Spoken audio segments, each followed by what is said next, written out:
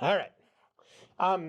So the first thing is lab exam 2 is this week in lab.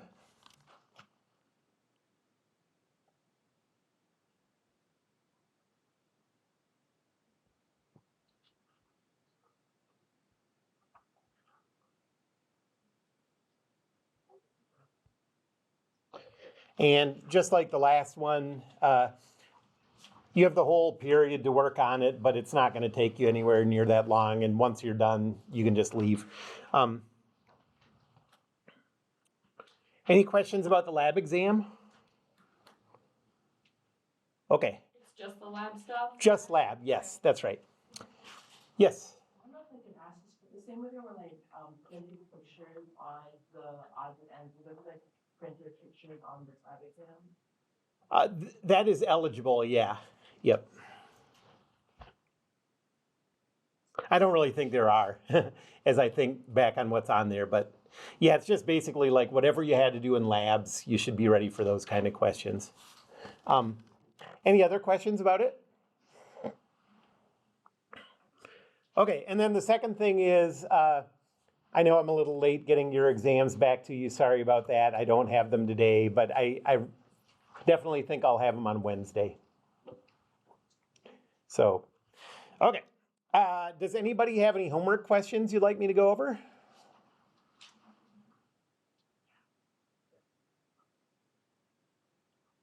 Yeah. Can I ask you a weekly assignment question? I can say a little about it. I won't go through it, but So for question 4, are you supposed to have the 20 units broken down on it? let me look at it. Oh. I don't know if I can. I've never seen that before.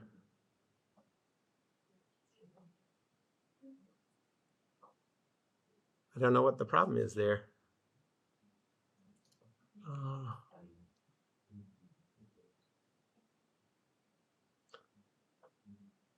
I don't think that's something I can control. I can try resetting the system here.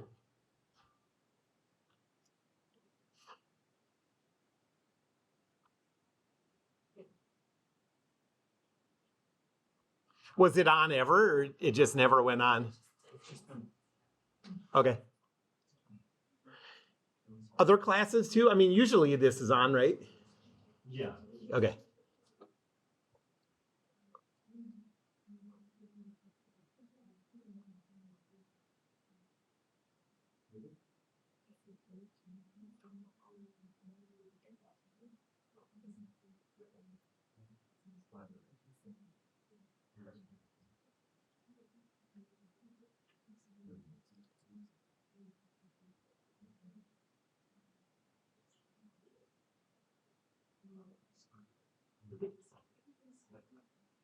But okay, I can talk about this weekly assignment problem while this is resetting.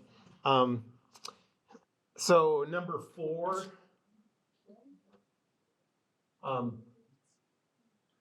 there's a block like this and a 20 Newton force there.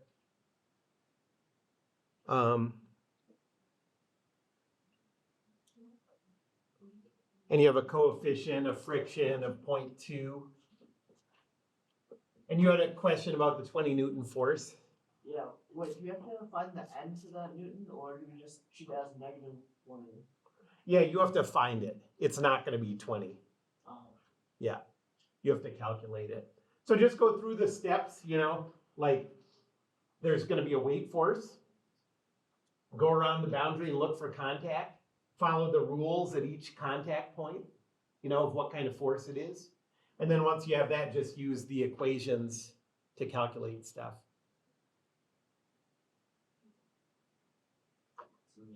Yes? So the equation gets plugged in the equation. It does, yes.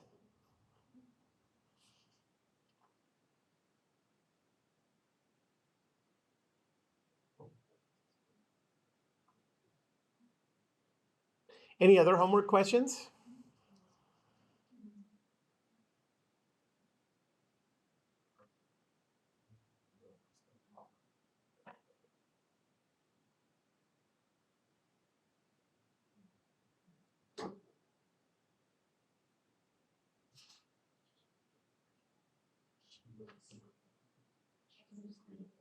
Oh, well, there you go. I can't say I expected that to work. Tried and true, turn it off and turn it on. Yeah, exactly. Okay, so the new thing that we're talking about today is, remember we've been talking about these three categories of Newton's second law problems.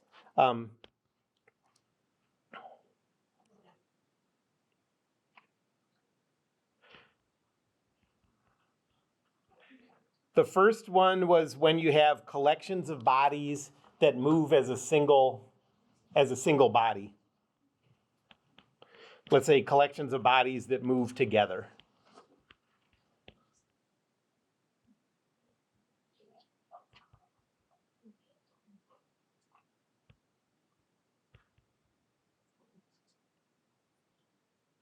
And since they move together, their accelerations are going to be the same.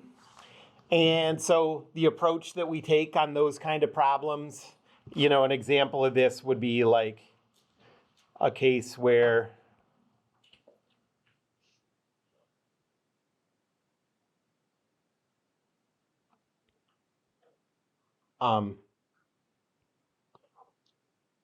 these two carts are in contact with each other. Whatever happens, they're gonna move as a single object.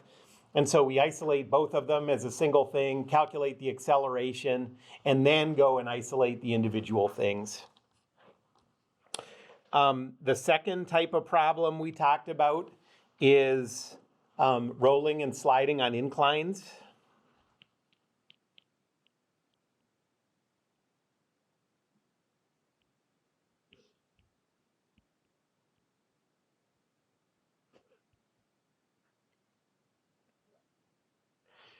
And so remember that the strategy we took, well, the drawing that I did up above is also a case of rolling or sliding on an incline. So that picture is kind of like a hybrid problem.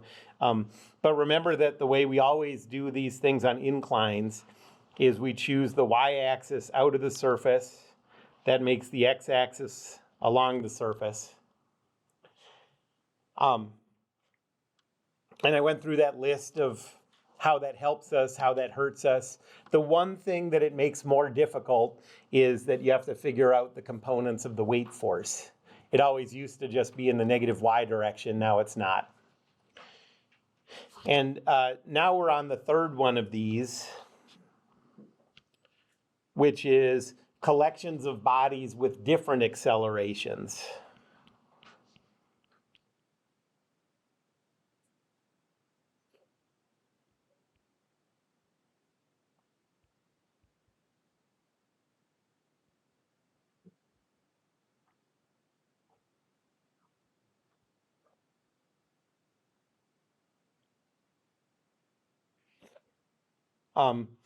And these problems are always going to occur with pulleys. So the only way this can happen is with pulleys that change the direction of forces and stuff.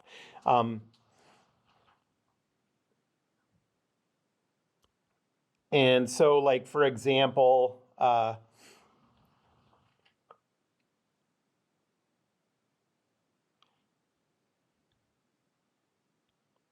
you could have something like this, where this rolling cart is connected by a pulley and a cable to a hanging thing. And you want to calculate the accelerations that result here. Or you could also have a case where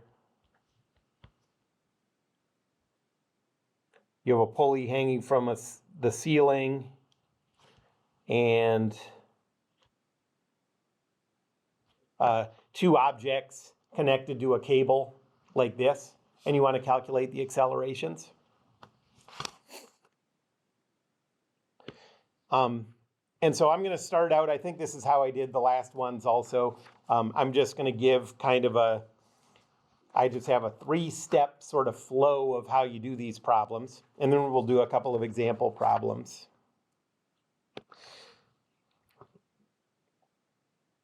So here's the approach.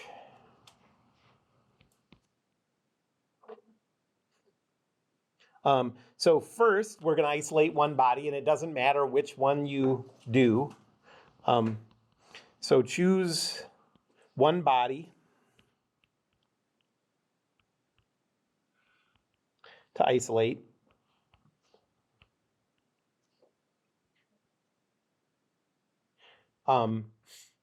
And use Newton's second law on this body.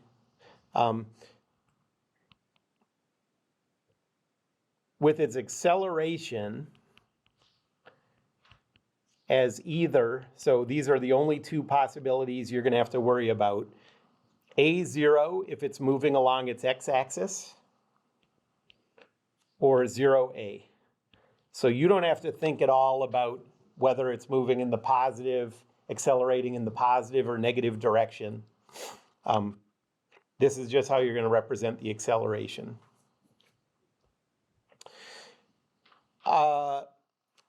You won't be able to solve for anything from this equation, okay? You won't have enough equations for the number of variables you have. So you're just going to save any useful equations, and I'll talk later about, how you know what equations are going to be useful, what's not.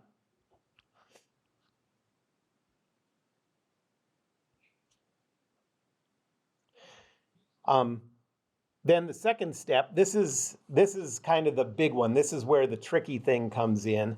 You're going to isolate the other body and use Newton's second law.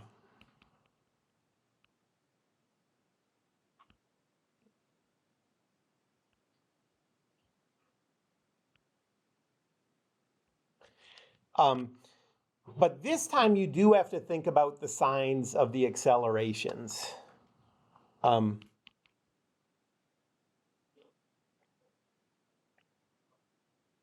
So this time the sign of the acceleration is important.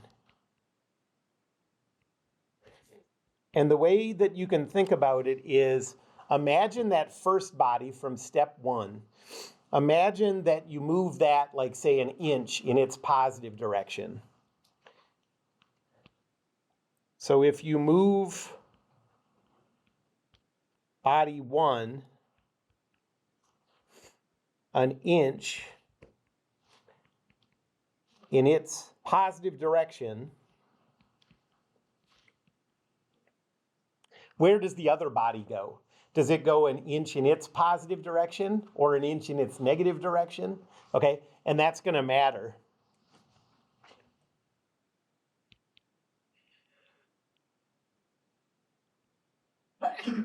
Bless you.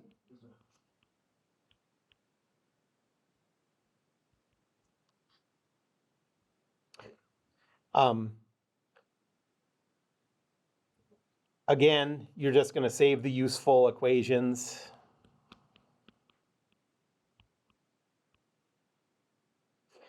And then the third step is just solving the system of useful equations that you have.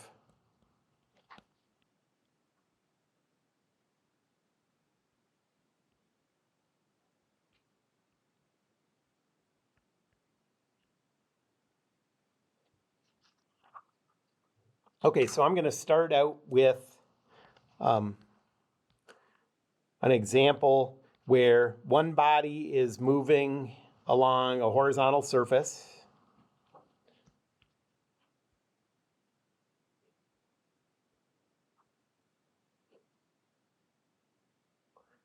Let's say that this has a mass of 5 kilograms, and it's connected by a cable to a mass of 1 kilogram.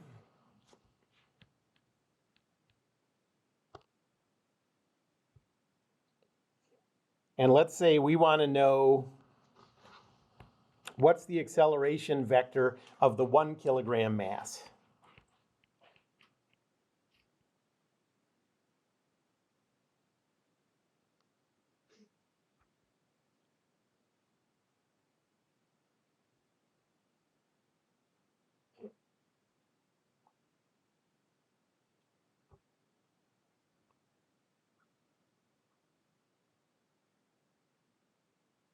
Okay, so I'm just going to go through those 3 steps that I gave you.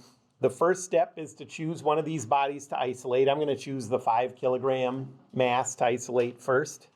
And I'm going to draw a free body diagram of it. So free body diagram of the 5 kilogram cart.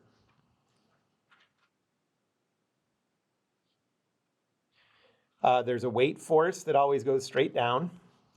So that's 49.05 newtons. At the wheels, the ground is pushing up. So there's a pushing force here. I'll call that N. And then the only other place where the surroundings make contact with the boundary is at the cable. So the rule for that is parallel to the cable, away from the body.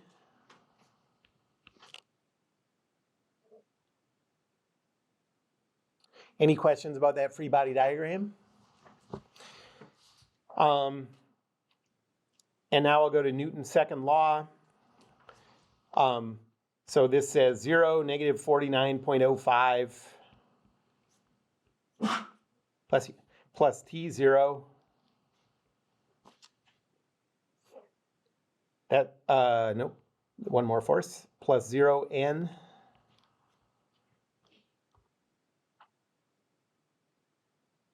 Now there's 3 forces in the free body diagram, 3 in Newton's second law, so I know I'm done with the left side there. And that's equal to the mass times the acceleration vector. So in the steps, I said that for the first body, all you have to do is differentiate between, is this moving along the, along the x-axis or along the y-axis? Which one is this free to move along? X, so I'm just gonna write this as A0. And there'll be problems where you'll look at it and it's obvious that the thing is going to move in the negative x direction. It's going to accelerate in the negative x. Still, you just do it this way. That sign will come out on its own, okay? In this case, if you look at it, it is going to move. It is going to accelerate in the positive x, but it just doesn't matter to us.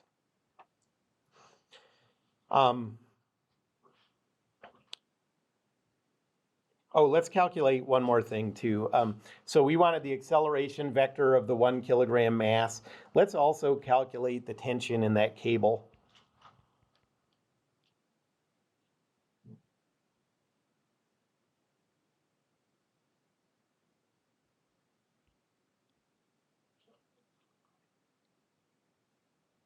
It's not really going to change the flow of anything we do.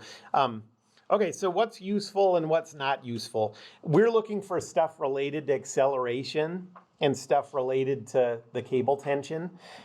None of that shows up in the y equation here. So I'm just going to use the x equation. And so the x equation says T is equal to 5a. And I'm going to call that a useful equation because it has variables that we're interested in. And I'll just call it equation star. I'll just set it aside for now. Why am I setting it aside? Why not just solve it right now and be done with it? Yeah, we have one equation for 2 variables. So you need the same number of variables that you have equations. All right, so now I'm going to go to the second body. Now I'm on step 2 of the steps I gave you.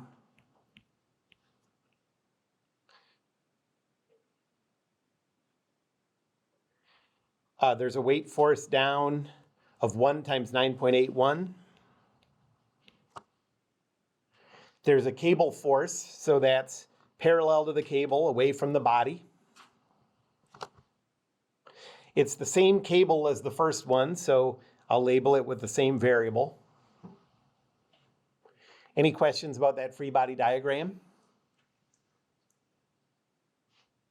And now this time we have to think about, what does that second body do when we move the first body? Okay, we have to think about the relationship between those directions.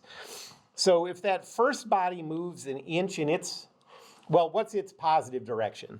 The positive direction of this 5 kilogram cart is the positive x. Okay, so if this thing moves in the positive x direction, say it moves an inch to its right, where does the 1 kilogram mass go? An inch down, right? And an inch down is in the negative y direction. So I'm going to write Newton's second law here. So first I'll do the forces.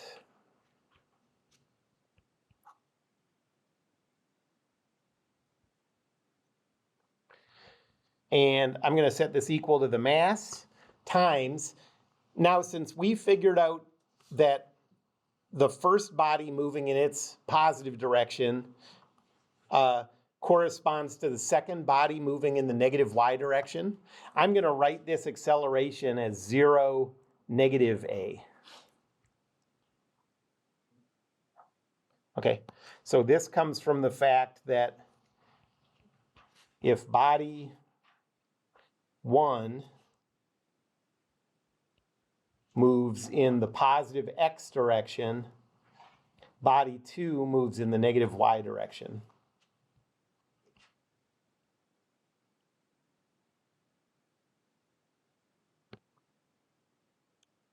Okay. What equations are useful here? Well, here it's very obvious what is and what isn't useful. The first equation just says 0 equals 0, so you can't solve anything with that.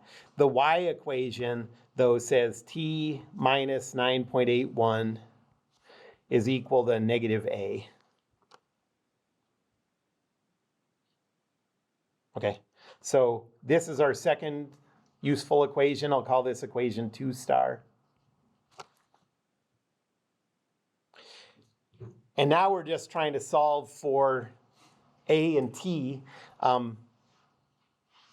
Do we have enough equations? Yeah, this is a system of 2 equations, and the only 2 variables are t and a. Okay? So now I'm just going to solve these 2 equations for 2 variables.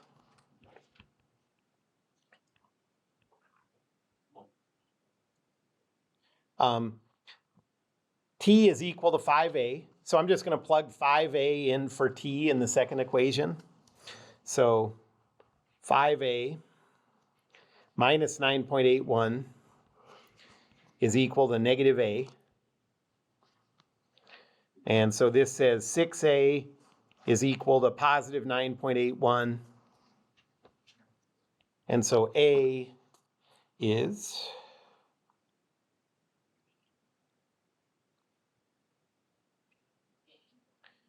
1.635 meters per second squared. Could you do it reverse, like plug it in the other Yeah. equation, but just the easiest one is the one? Yes, I mean, I usually just go left to right, Okay. but let's do it the other way because I actually think it is useful to see that. I really like doing problems like that, do it multiple ways. Students tend not to like it that much because they think it's boring, but you asked, so I'm going to do it. I'm going to take that opportunity. Okay, so let's finish the problem though first. So we were trying to find the acceleration vector of the 1 kilogram mass. Okay, we have this variable a now. So notice that this is the vector that we're trying to find. This, we've already determined that this is the acceleration of the hanging mass. We just didn't know what a was yet. So now we can plug it in. And notice that we have to take into account that negative when we plug it in. Okay, so, so the acceleration vector of the 1 kilogram is 0, negative a, which is 0, negative 1.635 meters per second squared. Or you could also write this as in the negative y direction with a magnitude of 1.635.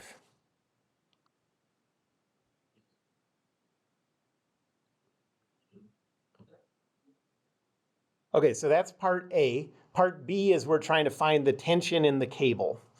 So how are we going to do that? Well, as long as you haven't made any algebra mistakes, every equation you have on the page is true, you know? So you can just use whatever one is the simplest way to get to t. I guess in this case, I'll use the fact from equation star that t is equal to 5 times a. T is equal, yeah. So T is equal to 5 times A. So T is equal to 5 times 1.635.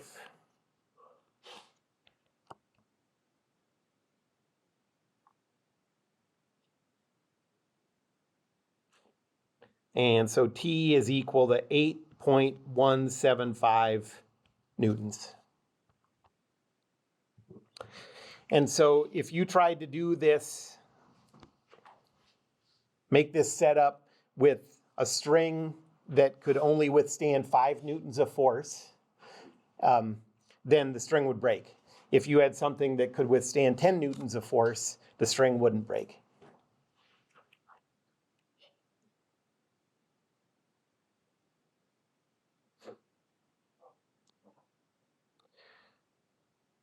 Okay, so now I'm going to do the same example again.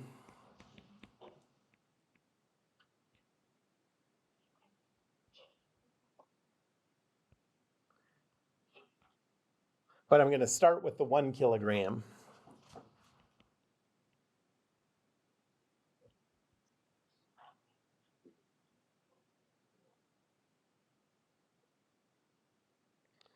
Okay, so a free body diagram of the 1 kilogram body has a weight force down of 9.81 and a cable force up of T.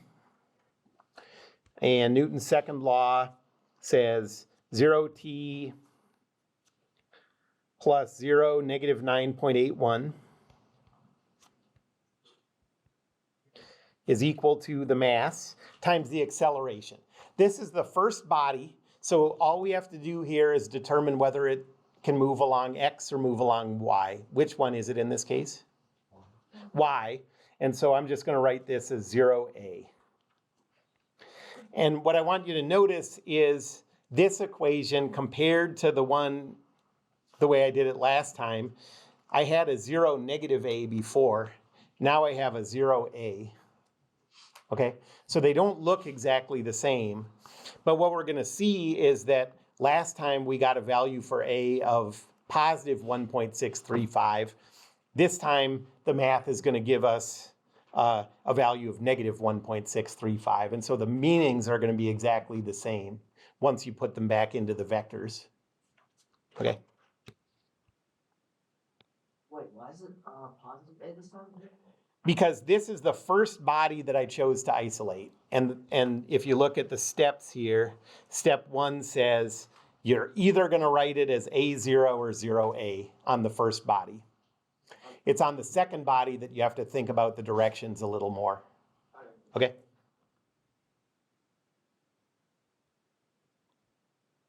Okay, and what equation's useful? It's pretty obvious in this case. It's the Y equation. It says T minus 9.81 is equal to A.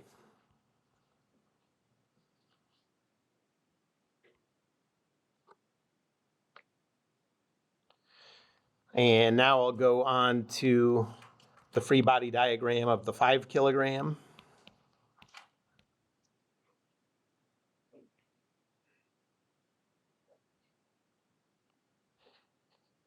There's a weight force down of 49.05, a pushing force up from the ground of N, a pulling force from the cable, parallel to the cable away from the body.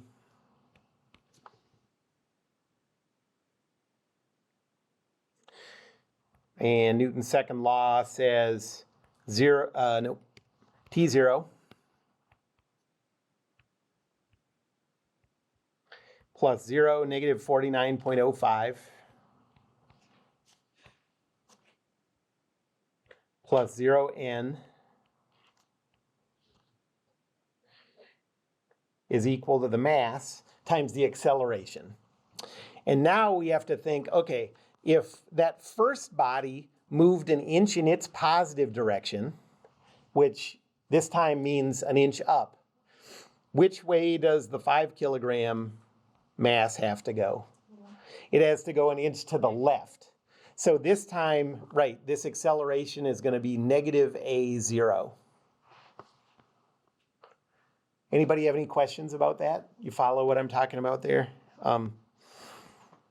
So this is going to be negative a0. The useful equation from this one is the x equation. It says t is equal to negative 5a. And I'll call that equation 2 star.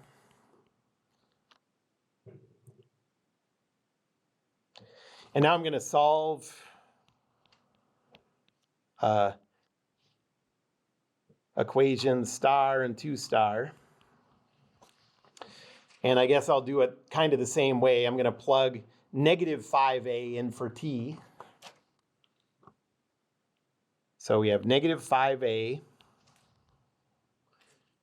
minus 9.81 is equal to a. And so this time I get negative 9.81 is equal to positive 6a. And so a is equal to negative 1.635. Which, if you're just looking at that variable value, looks backwards of what we expect. It's the opposite of what we got in the last example. But we really don't have our answer until we plug this into the vectors. So now plug this into, our vector for the hanging mass, the 1 kilogram mass, which is this.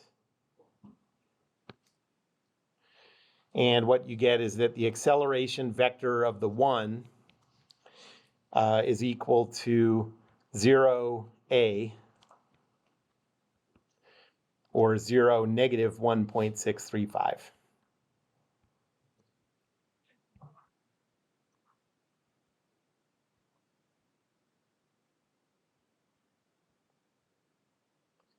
So both ways that we did it, even though in a way we kind of assumed that the whole acceleration would be opposite in the two cases, we got the same answer in the end about how this system is going to accelerate. Okay.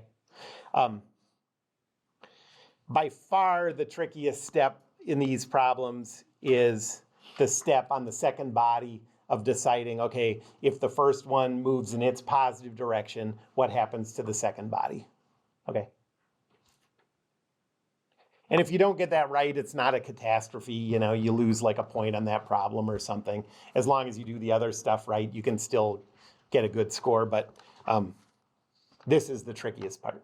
Yes? So for the equation you use for acceleration, would you want a version of it, how it's supposed to go? Because sometimes I think I get confused where I'm supposed to put stuff. Yeah, tell me again what a version of what? The N2L 0, negative 4 plus T 0 plus 0, and Oh, okay. What is all of that kind of? Yes.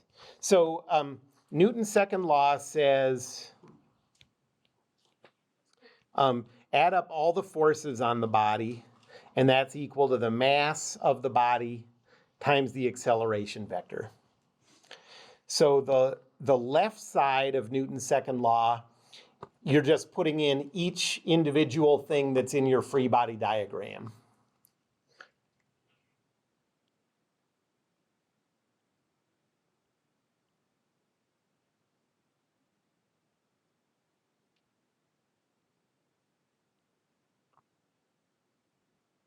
So like in that first example, I think I turned myself around backwards on something, and then I was like, okay, I'm going to count now to make sure that I have everything. So if there's 3 forces in your free body diagram, there's going to be 3 force vectors on the left side of Newton's second law. And then the right side is just the mass times whatever the acceleration vector is.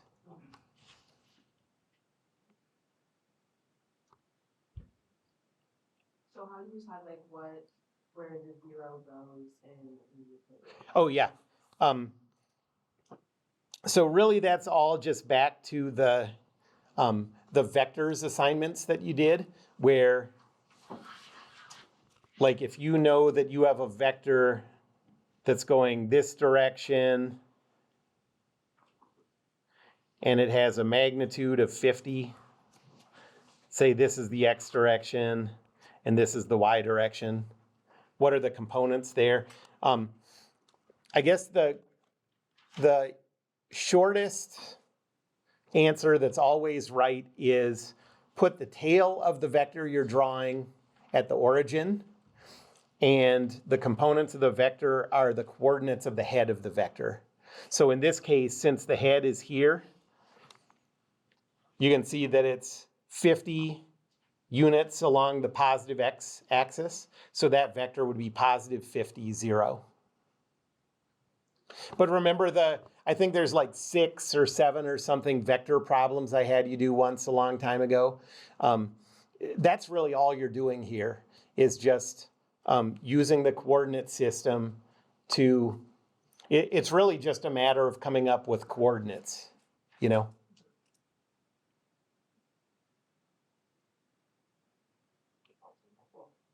Is that helpful, or you want me to say more about that? That makes more sense. Okay, yeah. So every time you go from the free body diagram to Newton's second law, you're taking each one of the forces in that free body diagram and you're just putting the tail at the origin and trying to figure out the components. So like say it really simply, because like tension is hanging, then 0 is like tension Dy, or if like the ground force is on the ground force would be a number and the y would be 0.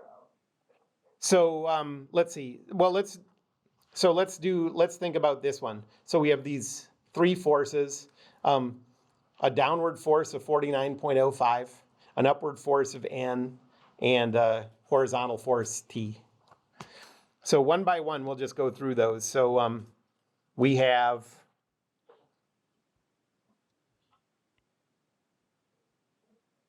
So first we have a downward force with a magnitude of 49.05.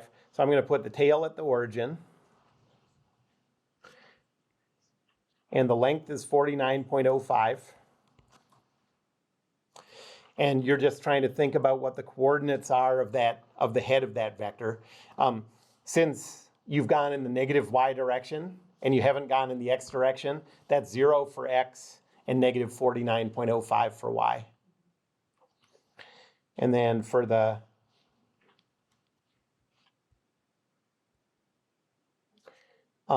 force N, put the tail at the origin and it goes up from there.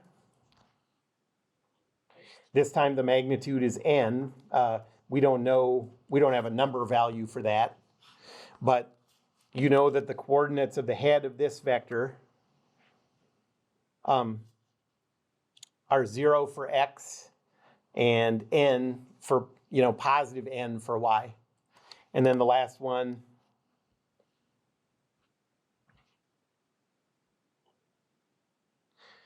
the vector is like this if you put its tail at the origin.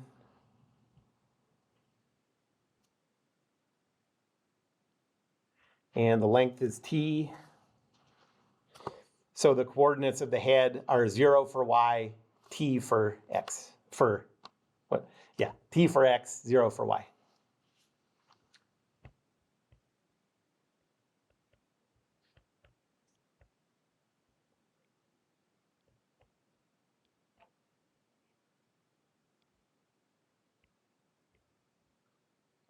Any other questions right now?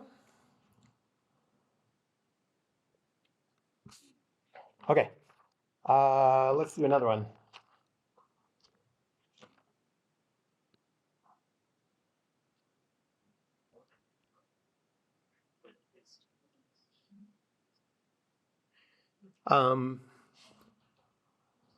So this time, let's say that there's a pulley attached to the ceiling and 2 masses connected to the ends of this cable.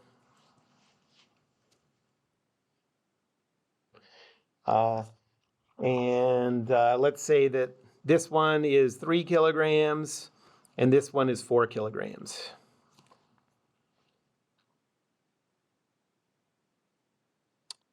And we want to let's calculate the same things again. Let's figure out the acceleration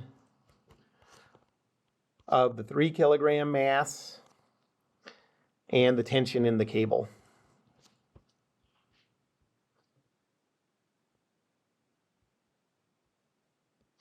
I want to point out one sort of interesting thing about the last example before I go on with this. If you look at this problem and you just had to guess what the tension in that cable was, the tension in that cable in some way is just developed by the weight of that 1 kilogram mass, right? So if you looked at this and you know that the weight of the 1 kilogram mass is 9.81, you might think that the tension in the cable would have to be 9.81 newtons. That sort of makes some sense, I think. Is everyone with me on that thinking, like why I would think that kind of makes sense? But the fact that this system is accelerating, if this system was at rest, that would actually be true, and that would be the answer for the tension in the cable. But since this system is accelerating, notice that the tension in the cable is actually less than the weight of that object. Instead of the tension in the cable being 9.81 newtons, it's just 8.175. And that all is just because of the system accelerating. Okay.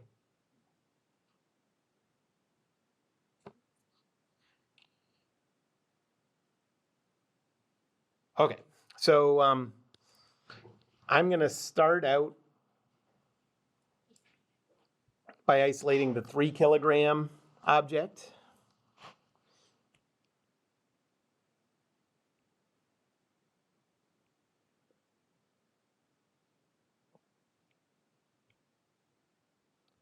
There's a weight force down of 29.43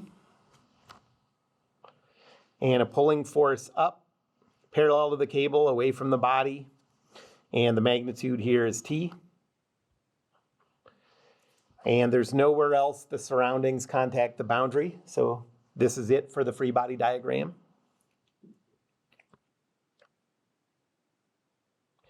And now Newton's second law, that T force is in the positive y direction, so that's just 0T.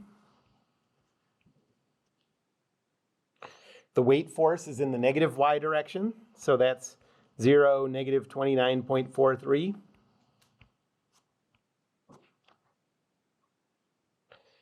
And this is equal to the mass of the body, 3, times the acceleration. This is the first body that we're isolating.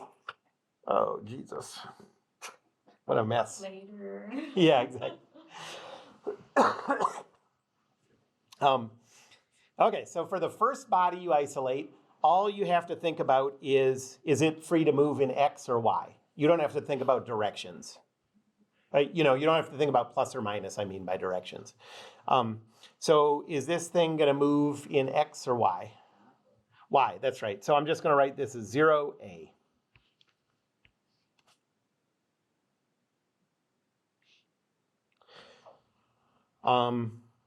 And you get two equations, and it's pretty clear that the y equation is the useful one. So that says T minus 29.43 is equal to 3A.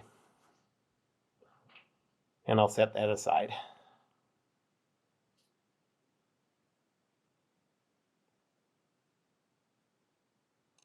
Any questions about that one? So now we'll go to the second body, and this is the one where potentially, things, you can get confused.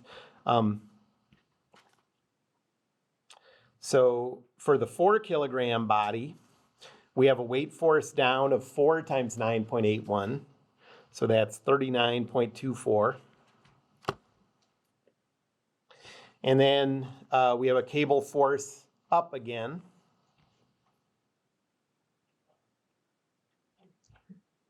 And it's the same cable as last time, so I give it the same name, T.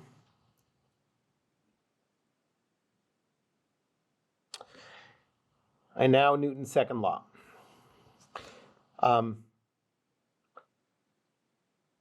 So on the left side, we have this force T that's in the positive y direction, so 0T.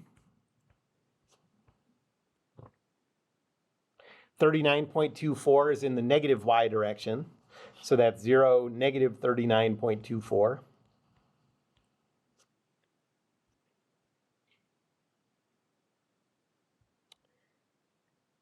And then that's equal to the mass, 4, times the acceleration. And now this is the tricky step.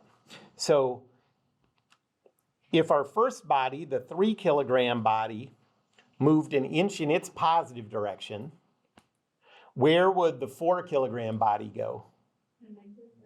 Negative y direction. Yep, it would go in the, negative y direction. So 0, negative a.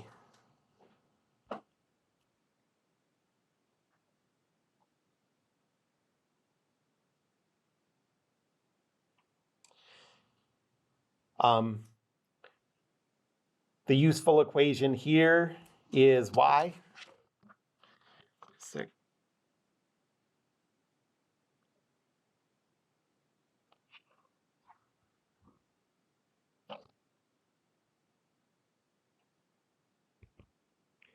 So it says t minus 39.24 is equal to negative 4a.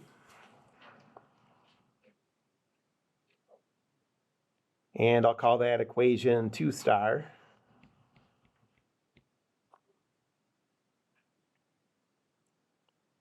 And now you can solve star and 2 star together as a system however you want to. You can use substitution. You could subtract one equation from the other one. There's a few ways to do it. Let's just think of substitution because substitution always works. So equation star says, if I rearrange it, that t is equal to 3a plus 29.43. And so now I'm going to plug that into equation 2 star. And it says 3a plus 29.43 minus 39.24 is equal to negative 4a.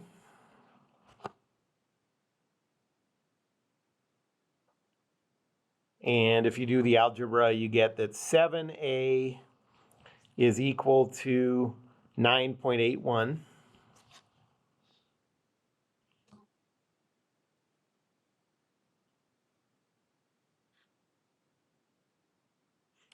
And so a is equal to 1.40 meters per second squared.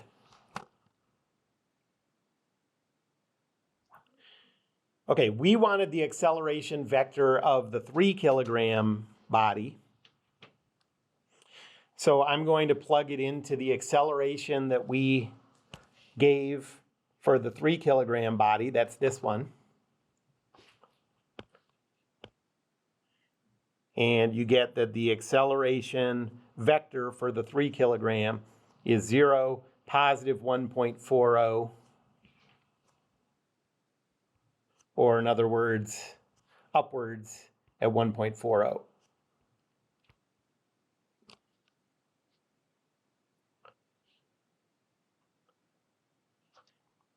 And does it make sense that the 3 kilogram would accelerate up? Yeah, the 4 would go down, the 3 would go up. Do we know whether this system is speeding up or slowing down? We would if we were told beforehand, right, the direction it was moving. But the fact that we didn't need this to calculate this means no matter which way it's moving, this is going to be the accelerations. If it was already moving with the 3 going up, it would be speeding up at that rate. And if it was at the start going the other way, it would be slowing down.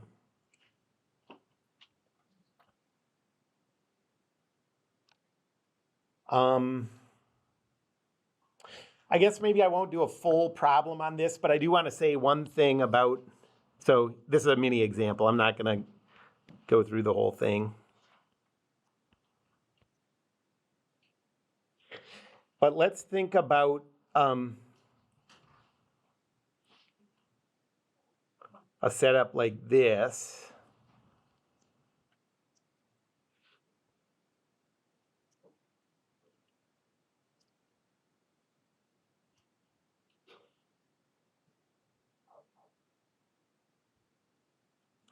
And let's say that this is body 1, and the hanging one is body 2. How would we express the accelerations for these two bodies?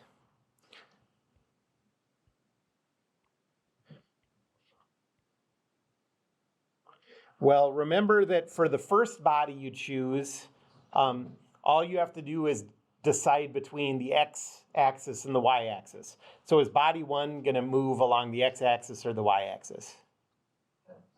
X. So this is just going to be A0. Okay? Now for body 2,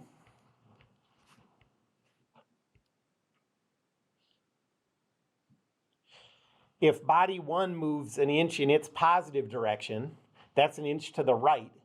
Where does body 2 go? Yep, an inch up.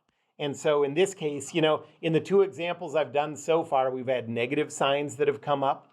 But in this case, the acceleration of body 2 would just be expressed 0 positive A. Okay, so you can't just assume that it's going to be negative. You have to think about, if this goes an inch this way, what happens to the other one? Are you with me on that? Okay.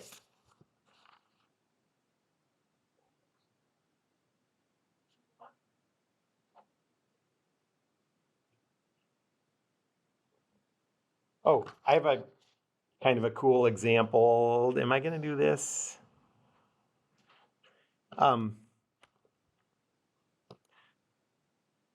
Okay, I'm going to do an example that I think is interesting, but you don't have to worry about doing problems like this. There's nothing, I don't assign anything like this on the homework.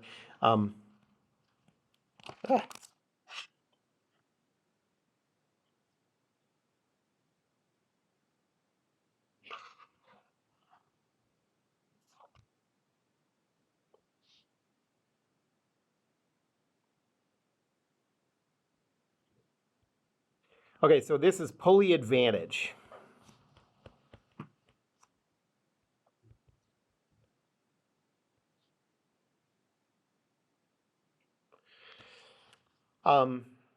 And I remember this being confusing to me when I first took physics, because I had heard that, that you could use a pulley so that the force you needed to lift like a heavy weight could be reduced, okay? And really, pulleys don't do that. All they do is change the direction of the force. But there is a way that you can rig up a combination of pulleys so that that really does happen. And that's pulley advantage. So I want to show how that works.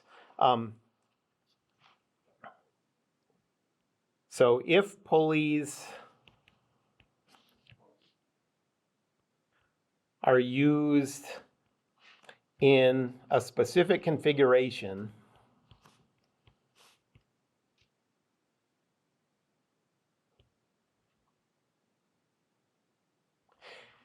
they can reduce the required lifting force.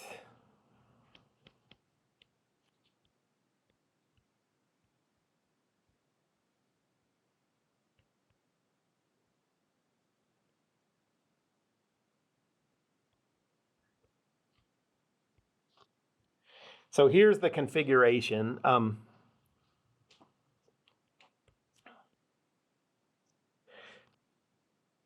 We have one pulley attached to the ceiling, and a second one is just hanging freely, and the mass is attached to this pulley that's hanging freely.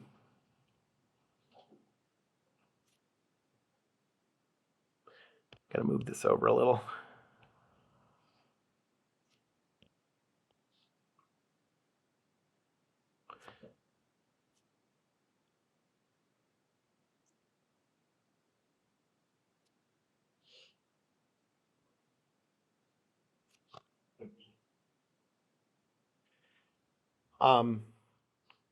And okay, so I'm going to give this some mass. Let's say this is 10 kilograms.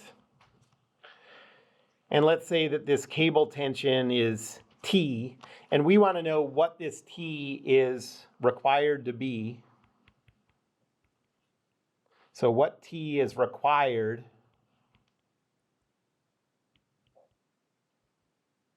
to hold this in place, so for zero acceleration. That's fancy. Yeah. Yeah, whoever thought of it first was smart. But okay, so first of all, if all this was, so like if this pulley over here was gone, and it was just the 10 kilogram mass attached to the other side of this, the answer to this question would be 98.1 newtons. It would just be the weight of this, okay? So in that sense, like a pulley by itself doesn't do anything to reduce the force requirement. But in this configuration, okay, so let's think about what T is required for these things not to accelerate. I'm going to isolate this as my system. Everything in the red. So like all the stuff that's hanging.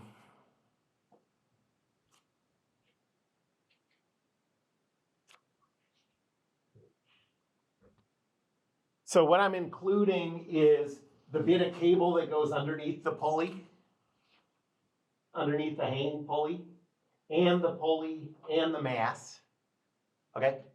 And then the external loads that are applied to this are the weight force, and then the two contact forces where the excluded part of the cable is in contact with the included part of the cable.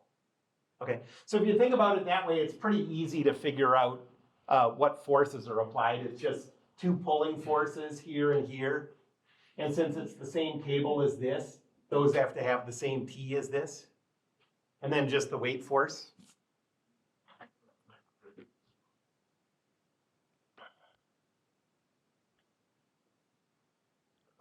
So free body diagram, I'll put the little bits of cable there.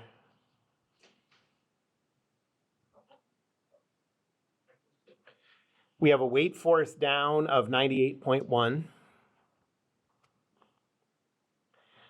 And then the two pulling forces, one here and one here. And we're requiring that the acceleration be 0 to calculate the required tension T. So Newton's second law says 0, negative 98.1 plus 0T plus 0T is equal to the mass, 10, times the acceleration, which we're saying is the 0 vector. And so the y equation says negative 98.1 plus 2t is equal to 0.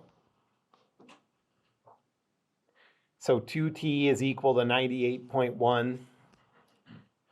And so t is equal to 49.05. And so with this configuration, so what I said before we did the calculation is if all the stuff in red was gone and the 10 kilogram was just attached to the other side of this pulley, that T would be 98.1. But we cut that required force in half by rigging it up this way. And so like in, shipyards and anything where they're moving big masses around, they use systems like this all the time. How does that change when weight increases? Or is that just Yeah. a matter of Yeah, okay, so, weight, like the length of the well, it's no matter whatever that weight is, it's just half of it in this configuration. And you could kind of extend this principle with more and more pulleys, and you can reduce it more and more, although eventually the friction that you're getting overwhelms the benefit you're getting from this. So there is kind of like an optimal where it doesn't really improve anymore. The one thing though is, so, you know, I know there's a lot of like chemistry and biology people in this class. Conservation of energy, which we haven't talked about yet, but we will, says you never get anything for free, you know. So how is it possible that you get this, that you can hold this thing up or lift this heavy thing by applying a smaller force? It feels like a conservation of energy thing. And the answer is conservation of energy isn't violated because if you wanted to lift this thing up, so no energy is exchanged at all while this is just sitting there at rest. Energy is exchanged when this thing moves. And so if you wanted to lift this up, you could lift it up with half of the force of the weight, okay? That's sort of the benefit. But the drawback is you have to pull this side of the cable twice as far to make this move up. So if you want to lift this up a foot, you have to pull this down 2 feet. It's kind of the same principle as gearing on a bicycle, you know? If you don't want to have to exert a huge force to go up a hill, it can accommodate you, but then you have to pedal twice as many times, you know? Any questions about that? Okay, that's just for your own personal edification where you don't have to do any problems like that. Let's stop there. And yeah, I'll have tests back on Wednesday.